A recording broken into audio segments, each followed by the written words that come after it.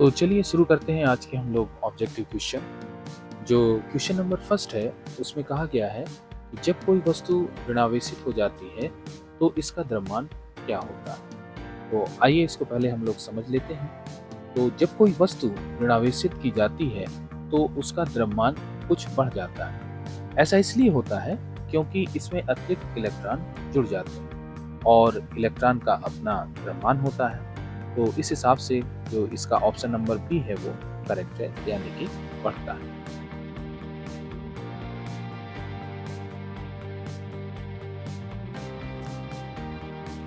अब आइए देखते हैं हम लोग नेक्स्ट क्वेश्चन। नेक्स्ट क्वेश्चन में कह रहा है कि किसी वस्तु पर आवेश का कारण, यानी कि वो किसी वस्तु पर आवेश का क्या कारण है इसको पूछ रहा है। तो चलिए पहले इसको समझ लेते हैं। किसी वस्तु पर आवेश का कारण उसमें उपस्थित इलेक्ट्रॉनों की संख्या पर आधारित होता है। अगर किसी वस्तु में इलेक्ट्रॉनों की संख्या प्रोटॉनों की संख्या से अधिक हो तो वस्तु ऋणावेशित होगी, और यदि इलेक्ट्रॉनों की संख्या प्रोटॉनों की संख्या से कम है तो वस्तु धनावेशित होगी। प्रोटॉन पर आप जानते हैं कि पॉजिटिव चार्ज होता है और इलेक्ट्रॉन पर उतना ही नेगेटिव चार्ज होता है। अब ये सारी चीज़ें जो डिपेंड करती हैं वो डिपेंड करती हैं इलेक्ट्रॉनों के स्थानांतरण पर। जब वस्तु इलेक्ट्रॉनों को ग्रहण करती है तो उस पर नेगेटिव चार्ज होता है, और जब वस्तु से इलेक्ट्रॉन निकल जाते हैं तो वस्तु पर पॉजिटिव चार्ज होता है। ऑप्शन नंबर सी है वो करेक्ट है, यानी कि इलेक्ट्रॉनों का स्थानांतरण।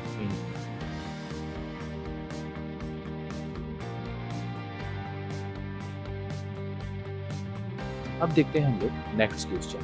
नेक्स्ट क्वेश्चन में कह रहा है विद्युतीय क्षेत्र का विमी सूत्र क्या है।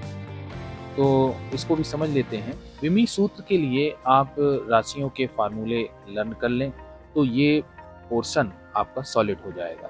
साथ ही साथ जो मूल भौतिक राशियां हैं जैसे लंबाई या दूरी या विस्थापन, इसकी विमा L होती है, द्रव्यमान की विमा M होती है, समय की कैपिटल T होती है, वेग या चाल की विमा LT⁻⁻1, बल की MLT⁻⁻2, आवेश की AT होती है। इनको अच्छी तरीके से आप लर्न कर लें, और जिसका भी विमी सूत्र पूछे उसका फार्मूला लगाकर उसका विमी सूत्र प्राप्त कर सकते हैं। तो इसका जो करेक्ट आंसर है वो करेक्ट आंसर है ऑप्शन ए, MLT⁻⁻3 A⁻⁻2। तो अब देखते हैं हम लोग नेक्स्ट क्वेश्चन। इस क्वेश्चन में कह रहा है कि एक आवेशित चालक का क्षेत्र आवेश घनत्व सिग्मा है, इसके पास विद्युत क्षेत्र का मान होता है। तो इसके लिए आइए हम जानते हैं कि आवेशित चालक के निकट विद्युत क्षेत्र की तीव्रता उसकी सतह पर आवेश घनत्व सिग्मा के समानुपाती होती है। इसका फार्मूला होता है E = σ/ε0। इसलिए जो करेक्ट आंसर है वो है ऑप्शन बी, σ/ε0। जहाँ जो ε0 है इसे निर्वात की विद्युतशीलता कहते हैं, और इसका जो मान होता है वो होता है 8.85 × 10⁻⁻12 कूलम स्क्वायर पर न्यूटन मीटर स्क्वायर। अब आइए देखते हैं हम लोग नेक्स्ट क्वेश्चन। इसमें कह रहा है कि एक विद्युत द्विध्रुव एक पृष्ठ से घिरा हुआ है, पृष्ठ पर कुल फ्लक्स होगा। तो इसका जो आंसर है वो आंसर है 0। कुल विद्युत फ्लक्स 0 होगा क्योंकि द्विध्रुव में दो समान परिमाण के लेकिन विपरीत प्रकृति के आवेश होते हैं। एक पॉजिटिव होता है और दूसरा उतना ही नेगेटिव होता है, जिस कारण जो टोटल आवेश होगा वो 0 होगा। और गॉसेस थ्योरम से हम जानते हैं कि जो टोटल फ्लक्स होता है φE = Q/ε0 होता है। इस स्थिति में अगर Q की वैल्यू 0 होगी तो टोटल विद्युत फ्लक्स भी 0 होगा। अब आइए देखते हैं इस सीरीज का नेक्स्ट पार्ट, जिसका क्वेश्चन नंबर फर्स्ट है किसी वस्तु पर आवेश की न्यूनतम मात्रा कम नहीं हो सकती। और इसमें कुछ ऑप्शन दिए गए हैं, और इन ऑप्शन में थोड़ी सी मिस्टेक है कि ये जो वो 10⁻⁻19 कूलम्स है, इसमें सभी में सारे ऑप्शन में 10⁻19 नहीं है, तो इसको आप लोग ध्यान रखिएगा। इसमें जो कह रहा है कि किसी वस्तु पर आवेश की मात्रा न्यूनतम होती है और यह कम नहीं हो सकती।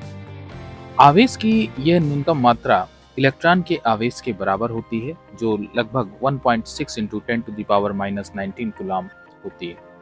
इसे प्राथमिक आवेश कहते हैं या प्रारंभिक आवेश भी कहा जाता है। तो इसका जो करेक्ट आंसर है वो ऑप्शन ए है, 1.6 इंटू 10⁻⁻19 कूलम।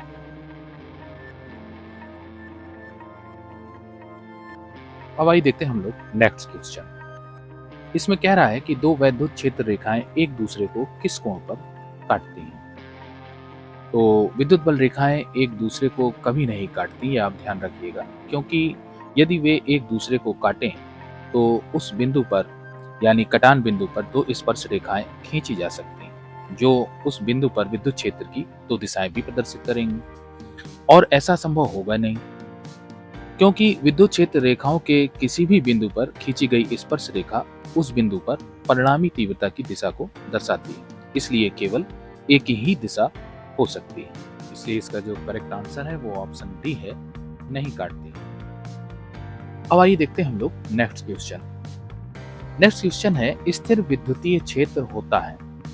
तो आइए पहले समझते हैं कि एक बल को संरक्षी कब कहा जाता है। तो जब एक कण को एक बिंदु से दूसरे बिंदु तक ले जाने में बल द्वारा किया गया कार्य केवल प्रारंभिक और अंतिम बिंदुओं पर निर्भर करता है और उसके बाद के पथ पर नहीं करता है, तो बल को संरक्षी कहा जाता है। अब आइए समझते हैं कि विद्युत क्षेत्र क्या संरक्षी होता है। तो इसका आंसर है बिल्कुल होता है, क्योंकि यह विद्युत क्षेत्र की प्रकृति से जुड़ा होता है, जो एक सदिश क्षेत्र है।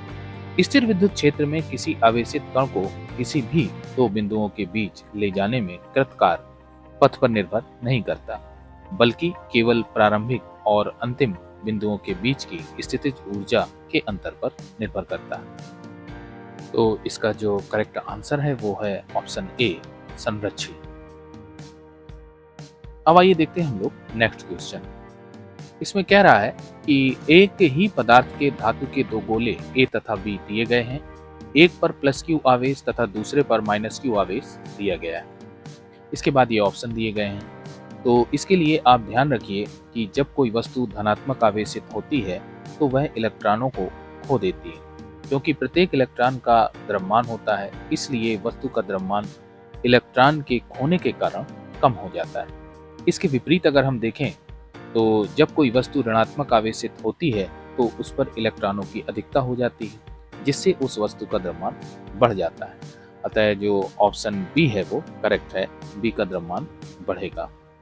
अब आइए देखते हैं हम लोग नेक्स्ट क्वेश्चन। नेक्स्ट क्वेश्चन है, एक आवेशित चालक की सतह के किसी बिंदु पर विद्युतीय क्षेत्र की तीव्रता। तो इसके लिए आप समझ लें कि स्थिर विद्युत की स्थिति में विद्युत क्षेत्र की रेखाएं हमेशा सतह के लंबवत होनी चाहिए, ताकि चालक की सतह पर कोई भी विद्युत धारा न बने। तो इसका जो करेक्ट आंसर है वो ऑप्शन बी है, सतह के लंबवत।